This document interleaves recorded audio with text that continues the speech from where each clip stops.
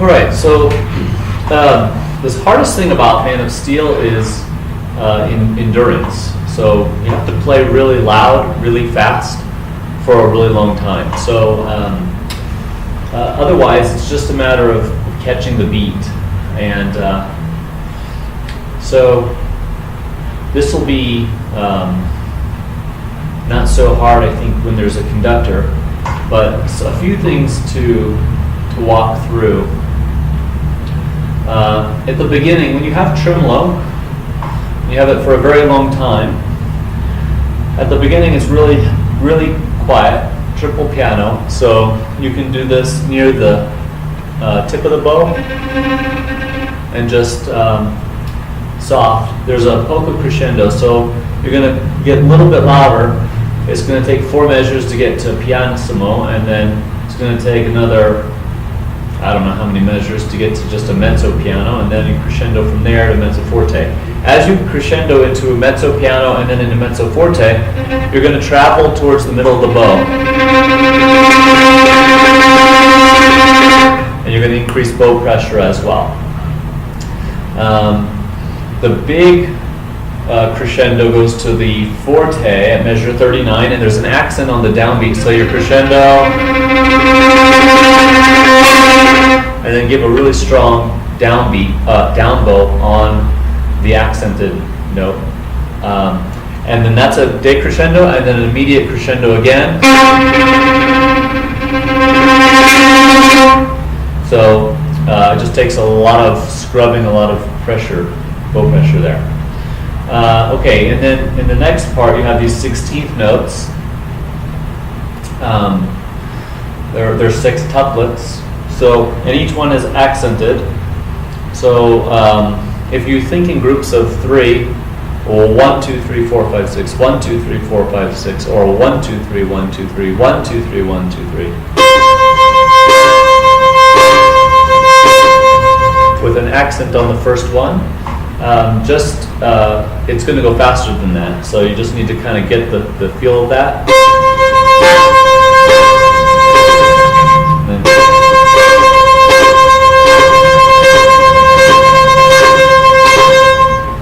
And then it just stays like that. At measure 50, you have 2 measures, and they go really fast. 2 measures to turn the page.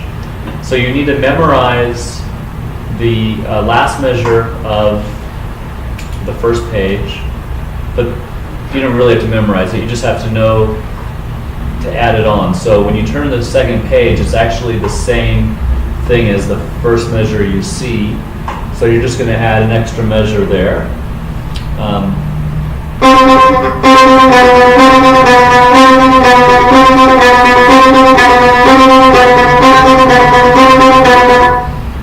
Okay, so just a lot of scrubbing with the bow. That page. Just look for cues to know when to change to the notes at 60. And then it goes back to the original notes at 68. And then up an octave at the end. Okay. Now in this next section, top of page 3, this is a very beautiful lyrical section, and the main thing is distributing the bow and really going after all of the dynamics.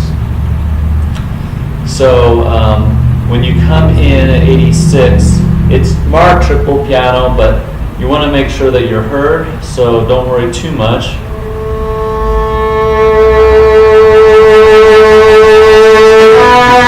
And then you're going to crescendo into 88, and then back away. So anytime you're doing a crescendo and decrescendo in this, save your bow and increase bow speed with the crescendo. Make sure that you have enough bow speed right at the change of bow.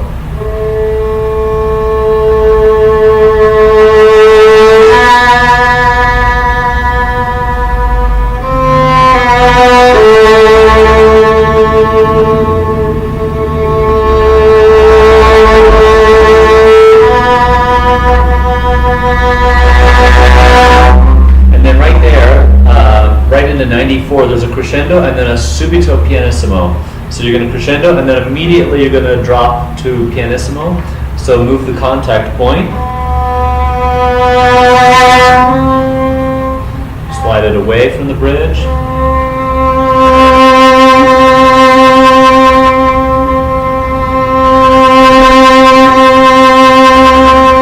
So you can see how I'm moving along the contact point at the same time that I'm moving with faster and slower bow. All right, after you finish those C's, then you go to third position.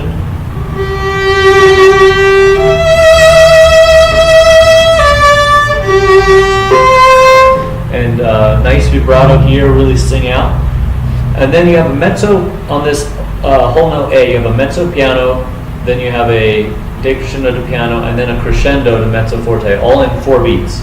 So what I want you to do is, I want you to play the first note like sort of like an accent, and then back away really quickly, and then start a crescendo with a fast bow speed.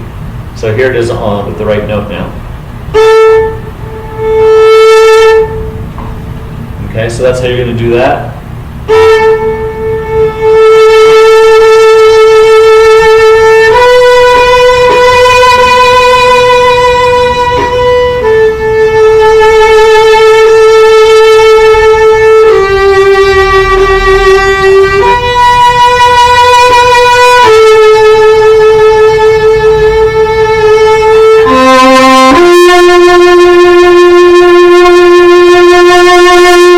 Now 114, it looks really weird,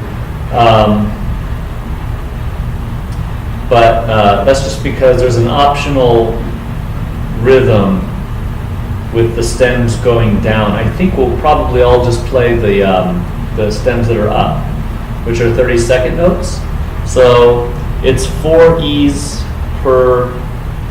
and then 4 C's. That's what that first beat sounds like, and then 4 A's and 4 F's. And it's just, basically it's a repeat. You go to a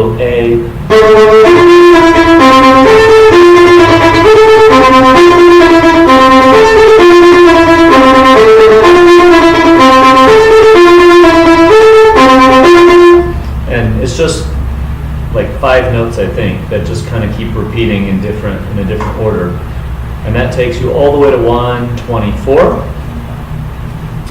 Here, what I want you to do to distribute your bow, it doesn't matter if you're playing top or bottom. For the bow control, it's the same.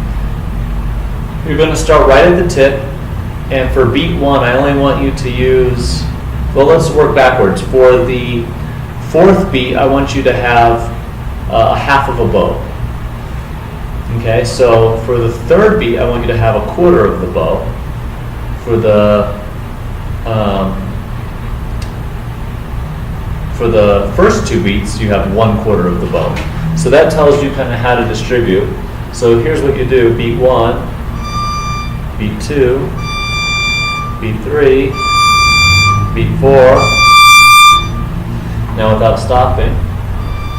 2, 3, 4. And crescendo all the way through to the downbeat of 1.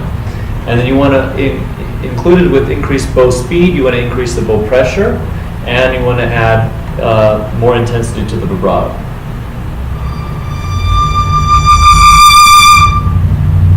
If you're playing the bottom, here I'll just play both here.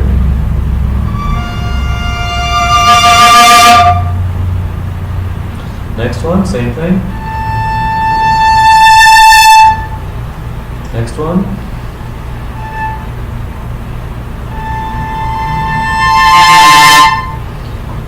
Okay, next.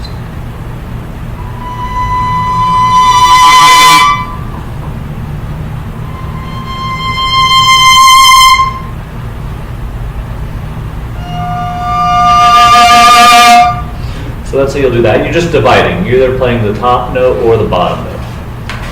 All right. All right, so the next section with fours in English. So the main thing, just keep keep control of the bow, short articulate accents. Every time you have a triplet eighth note on the fourth beat of a measure, it's down, up, up.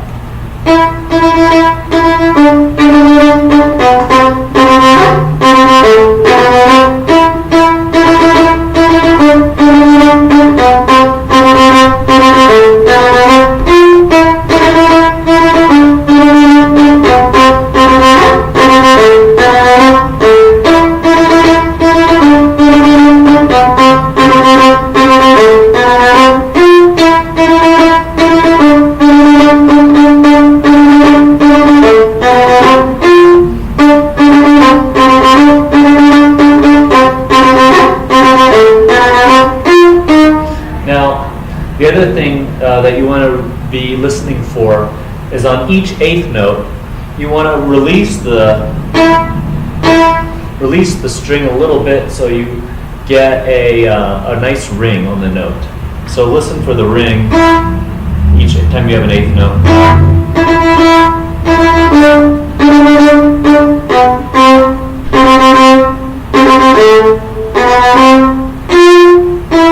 We want to make sure we have a good sound, but it is going to be aggressive, so right near the frog with flat bow hair. Now from 153,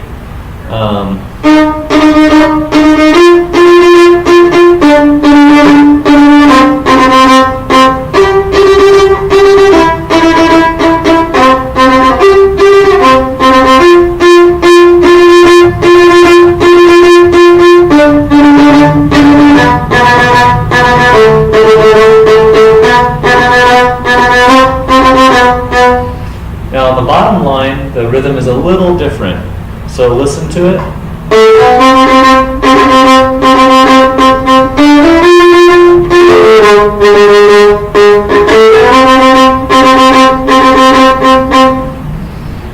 So if you listen to the recording, it should help some, but you just kind of have to break this down, the rhythm. I'll do it again. Here's just the first measure. If you break it down just by a beat like that, and then add the whole measure. Then go to the next measure, same thing, the first beat, okay, and then add the next.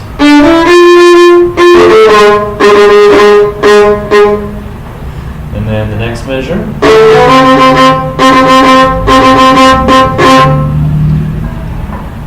So that's one you'll have to spend a little time on. All right, then the forte piano, you'll hit it hard. Use a lot of bow speed, a lot of bow pressure. End near the tip with just release everything, and then slowly increase pressure and speed for a crescendo into 165.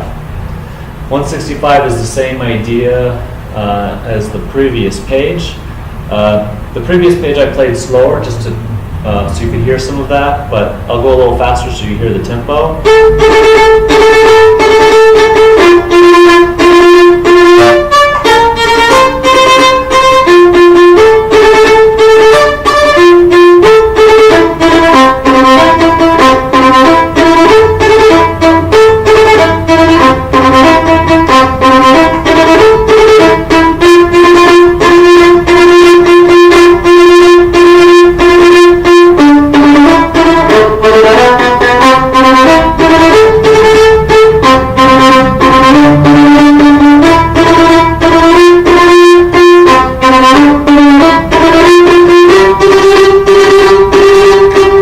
That takes it to 181.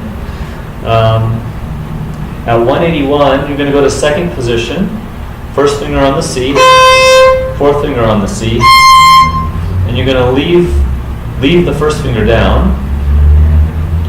You're going to accent every three notes. So like on the first page, you need to be thinking in six couplets. So 1, 2, 3, 4, 5, 6, or 1, 2, 3, 1, 2, 3, and accent 1 and 4, or 1 and 1, however you're thinking, 1, 2, 3, 1, 2, 3, or 1, 2, 3, 4, 5, 6.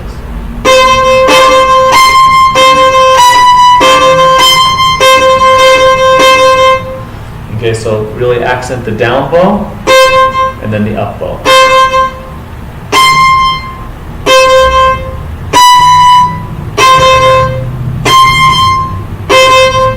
And after you play the C, then the B is your third finger right underneath. And then back to C.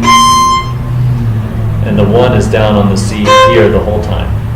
And then the next measure, the 1 is for both the C and the G. And then a fourth finger on the A string for the F. Back to the G.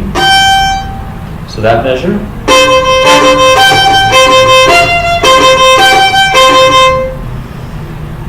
And then it's pretty much just a repeat.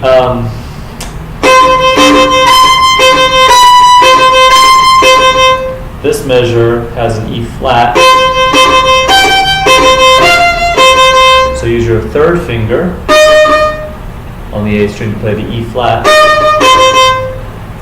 And then the next page is just the same thing over and over. So, yeah, and at the very end, just tremolo really loud, go to third position on the C, stay on the G string, third finger for the E, forte piano crescendo, big crescendo, really long note, and then hit that last note hard. So, like I said, it's a lot of endurance. There's a lot of pages and a lot of notes, but it's a lot of repetition. It's not all that hard in the left hand. It's the bow controlling, just controlling the bow speed for as long as you have to. So it'll build some endurance, but it's a really cool piece when you put it together with the other parts.